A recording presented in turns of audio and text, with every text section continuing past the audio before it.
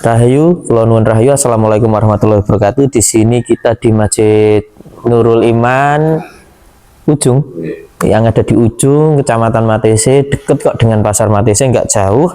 Di sini menarik teman-teman. Di sini kita menemukan umpak saka guru. Ini menurut kesaksian warga, ini di dalam sini itu kayunya itu masih asli. Masih asli, artinya ini nggak ada perubahan, hanya dicat ya. Cat. Nah, umpak ini itu mempunyai yang namanya kembang waru. Kembang warunya ada 1, 2,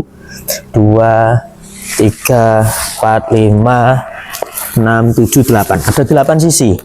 Artinya kalau kembang warunya itu ada 8 sisi, umpak ini dulu digunakan sebagai umpak utama atau penyangga tiang utama di sebuah kerajaan besar.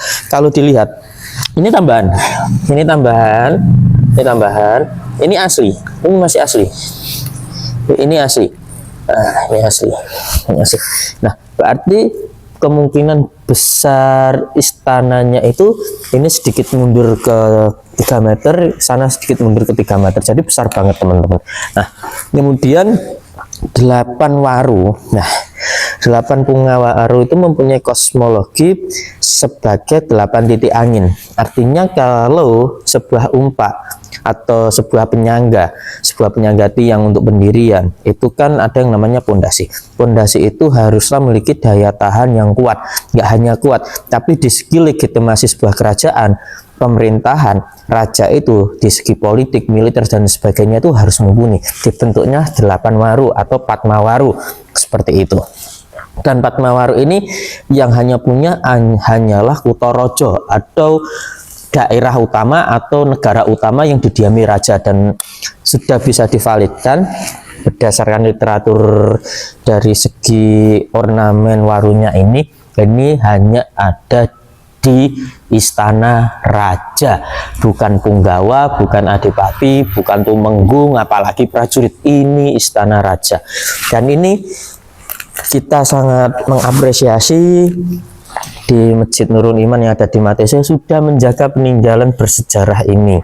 Kemungkinan kalau kita lihat dari ukirannya yang atas, kembang waru yang atas, umpak ini diperkirakan, saya perkirakan itu tahun 1300 seperti itu. Kenapa nggak saya bilang umpak ini tahun 1300? Ini tambahan, mohon maaf, ini bawah ini masih tambahan ini.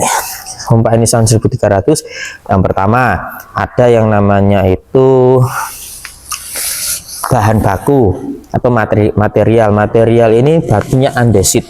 Nah, terus yang kedua konsep pemahatan ornamen, ini sudah pemahatan tahta. Pemahatan tahta ini sudah penggunaan alat tahta. Nah, seperti itu. Terus kepresisian ini merupakan sistem pahat yang disebut itu sistem ukir. Nah, jadi ini sudah pahat sistem ukir ya. Jadi antara batu utuh dipahat ditata sampai bentuknya timbul seperti ini. Ya, sekian seperti itu teman-teman. Salam sengkela. Assalamualaikum warahmatullahi wabarakatuh. Kula nuwun rahayu. Rahayu Sagung Dumadi. Selamat pagi para hadirin dan saudara sekalian. Ketemu lagi dengan saya. Tadi kita di masjid daerah Matese ya, di pojok daerah Matese, di ujung daerah Matese. Di situ kita lihat ada umpak berwaru Padma. Artinya umpak itu berwaru 8. Yuk kita lanjut ke sini. Nah, di sini kita sedang ada di situs Pandan Gugur. Apa itu situs Pandan Gugur? Yaitu situs puing-puing bekas-bekas peninggalan kerajaan yang dijadikan keraton ya. Keraton itu keramat katon atau tempat tinggal raja. Nah, di kerajaan Pandan Gugur. Di mana tempatnya? Ada di daerah Matese. Oke, di sini kita lihat umpak yang sama. Nah, ini umpak yang sama berbahan andesit sama seperti di masjid. Kita hitung padmanya. 1, 2, 3, 4, 5, 6, 7, 8 sama berpadma 8. Nah, kalau kita poles, kita bersihkan, kita poles, kita hitam, ini emas dan lain sebagainya, sama dengan umpak yang di pasar tadi yang digunakan sebagai umpak masjid tadi. Artinya apa? Artinya umpak yang di masjid tadi itu diambil dari sini. Diambil dari mana? Diambil dari punden Pandan Gugur. Apakah itu menyalahi?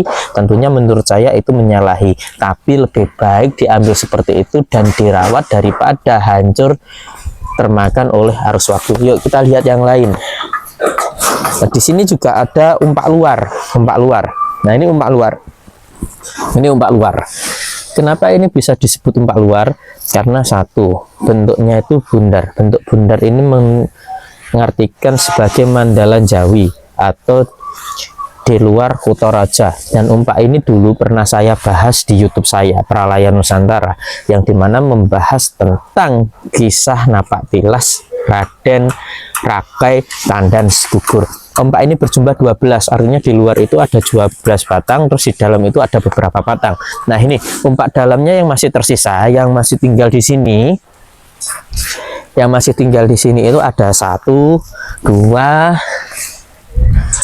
3, 4, ada 4 tambah 4 yang di masjid tadi berarti ada 8. Artinya istana ini keraton yang tempat tinggali oleh Raden Gugur atau Raja Pandan Gugur sangat besar sekali. Dan di mana letak keratonnya yang asli? Kalau ini puing-puing. Nah, letak keratonnya yang asli ada di bukit atas sana, saudara. Di atas sana itu ada bukit. Nah, ada bukit tapi sekarang itu jadi pemakaman. Jadi pemakaman. Bukit pemakaman. Tapi dulu istananya di atas. Habis itu tahun 1000 menurut catatan dari Thomas Raffles, bukan Thomas Rafflesnya ya, tapi ajudan-ajudannya atau sekretarisnya, di tahun 1812 terjadi longsor besar yang mengakibatkan umpak-umpak ini turun semua. Nah, seperti itu, saudara. Dan kita di sini mau ambil tanah untuk kita teliti berapa usia umpak atau bekas peninggalan dari Kerajaan Pandan Gugur. Terima kasih, saudara. Rahayu.